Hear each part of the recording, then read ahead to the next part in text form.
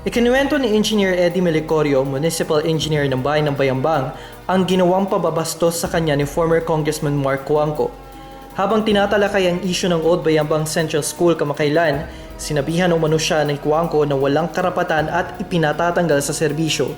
Dumating ang punto, sabi ko, na yung school, yung Old Central School, ay hindi na siya fit o hindi na conducive for learning sa mga batang mag-aaral. Hanggang doon lang.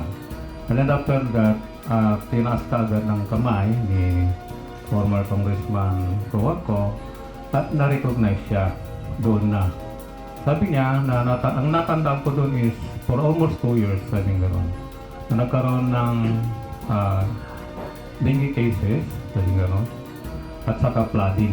Pagdating sa flooding, lumiko na. Sabi niya, ano ang ginawa ng municipal engineer sa loob ng 2 taon?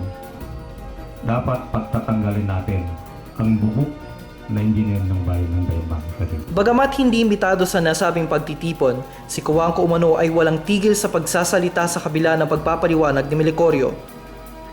Kami lang na concerned na department heads ang imbitado, including the representative from the Department of Education, andyan si Atty. Mendora, yung supervisor ng elementary school at saka yung principal, at yung presidente ng PTA.